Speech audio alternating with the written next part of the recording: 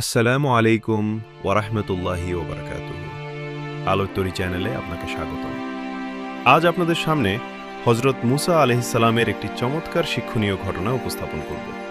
ঘটনাটি শেষ পর্যন্ত না দেখে যাবেন না কিন্তু, আর ভালো লাগলে সবার সাথে শেয়ার করুন। একদিন হযরত মুসা আলাইহিসসালাম এক মরুপ্রান্তর অতিক্রম করছিলেন। এমন সময় এক রাখালকে দেখলেন আল্লাহর দরবারে মুনাজাত করতে। সে একেবারেই সাধারণ ভাষা ব্যবহার করে মুনাজাত করছিল। সে বলছিল, হে আল্লাহ, তুমি আমাকে তোমার বাসার ঠিকানাটাও দাও। আমি তোমার সাথে দেখা করতে চাই। দুঃখ কষ্টে আমি তোমার সমব্যথী হতে চাই। আমার সমগ্র জীবন, আমার সকল সম্পদ তোমার জন্য উৎসর্গীকৃত। তুমি তো সেই সত্তা।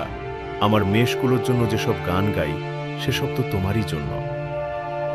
রাখাল এভাবে তার অন্তরের কথাগুলো আল্লাহর দরবারে নিবেদন করছিল। হযরত মুসা আলাইহিসসালাম এই ঘটনা দেখে রাখালকে বললেন, তুমি কার সাথে এভাবে কথা বলছো? কার কাছে তুমি তোমার প্রয়োজন তুলে ধরছ?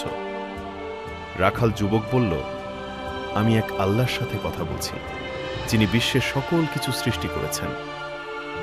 মুসা আলাইহিসসালাম এ কথা শুনে রাখালকে ধমক দিয়ে বললেন, তুমি আল্লাহর সাথে যেভাবে কথা বলছিলে তা তো কুফরির শামিল।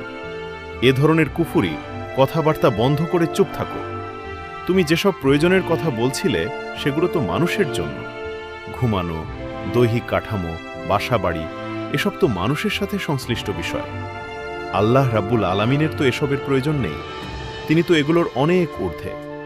তুমি যদি এই ধরনের কুফরি কথাবার্তা বন্ধ না করো, তাহলে আল্লাহর গজব এসে পৃথিবী ধ্বংস করে দেবে। সতর্ক হও।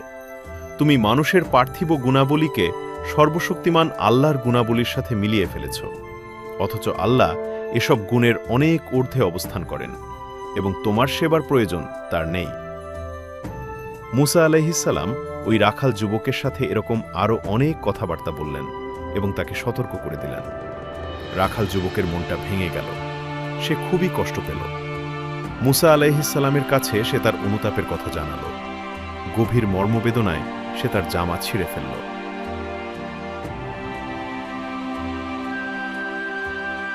ভীষণ রকম আফসোস করতে করতে সে মরুপ্রান্তরে হেঁটে বেড়াতে লাগল।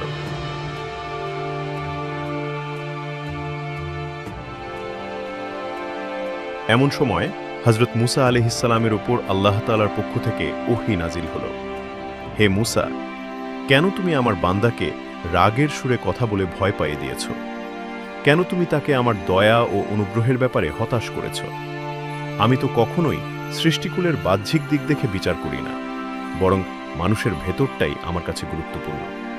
কেননা ভেতরটাই হল তাদের প্রেম, ভালোবাসা আর প্রকৃত আধ্যাত্মিকতার চিত্ররূপ। হে মুসা, যে দলটি আমাকে ভালোবাসে, আমি যাদের প্রিয় এবং কাম্য, তাদের অন্তরটা তো পোড়া। তারা প্রিয় বিরহে কাতর। তারা তাদের মতো করে আমাকে যেভাবে চিনেছে বা বুঝেছে সেভাবেই আমাকে ভালোবাসে। কাবাঘরের ভেতরে ঢুকলে যেমন আর ডান বামের পার্থক্য থাকে না, যে কোনো দিকে ফিরে নামাজ পড়া হোক না কেন তা কাবার দিকেই ফেরা হয়, তেমনি খালেজ এবং প্রেমিক বান্দাদের জন্য এ ধরনের বিশেষ কিছু ব্যাপার। তারা যে ভাষায় বা যে শব্দেই ইবাদত করুক না কেন, কিংবা তাদের মনের কথাগুলো প্রকাশ করুক না কেন, তা সবই পবিত্র এবং পছন্দনীয়। মাওলানা রুমি বলছেন, এই ঘটনার পর আল্লাহ রাব্বুল আলামিন এমন এক রহস্য মুসা আলাইহিসসালামের হৃদয়ে ঢেলে দিলেন, যে রহস্যের কথা না আমি বলতে পারছি, না পারছি শুনতে। আল্লাহর পক্ষ থেকে এসব কথা শোনার পর হযরত মুসা আলাইহিসসালাম ওই যুবক মেষপালকের সন্ধানে বেরিয়ে পড়লেন। খুঁজতে খুঁজতে তাকে পেয়ে গেলেন। তারপর তাকে বললেন, কোনো রীতিনীতি বা আনুষ্ঠানিকতা খুঁজে লাভ নেই। তোমার বিরহী অন্তর যা কিছুই বলতে চায় বলো। মুসা আলাইহিসসালাম আরও বললেন, আল্লাহ তোমার ভালোবাসা, কান্নাকাটি আর রহস্যময় কথাবার্তাগুলো শুনেছেন। তোমার ভালোবাসা, তোমার ঈমান এবং তোমার একনিষ্ঠতায় তিনি খুশি। তুমি যেভাবেই আল্লাহর সাথে কথা বলতে চাও সেভাবেই বলো। তুমি এখন আলোকিত হৃদয়ের অধিকারী এবং তুমি সত্যে উপনীত হয়েছ।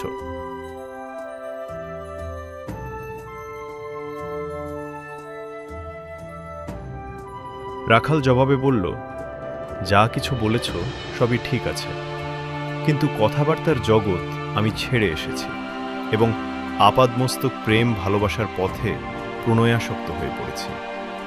আমি এই ছোট এবং নগণ্য পৃথিবীর ঊর্ধ্বে উঠে কেবল তাঁরই ধ্যানে মগ্ন রয়েছি। এই গল্পে যে বিষয়টির প্রতি ইঙ্গিত করা হয়েছে তা হল, সত্যের অন্বেষণে কেউ যদি আন্তরিকতার সাথে, নিষ্ঠার সাথে মনোনিবেশ করে, তাহলে বাহ্যিক কোনো নিয়মনীতির কাঠামো তার জন্য অবশ্য পালনীয় নয়। এক নিষ্ঠ অন্তর নিয়ে আল্লাহর সাথে সাদামাটা বা নিজের ভাষায় নিজের আশা আকাঙ্ক্ষা বা চাওয়া পাওয়ার কথা বলা যায়। সর্বোপরি কথা হল, পবিত্র ও খালেজ অন্তরের মাধ্যমে আল্লাহর সান্নিধ্য বা সন্তুষ্টি লাভ করা যায়। প্রকৃত প্রেম নির্দিষ্ট স্থান বা সীমানার ঊর্ধ্বে। প্রকৃত প্রেমিক যারা, তারা আল্লাহর ভালোবাসায় নিমজ্জিত। এই বিষয়টি মাওলানা রুমি তার গল্পে ফুটিয়ে তোলার চেষ্টা করেছেন।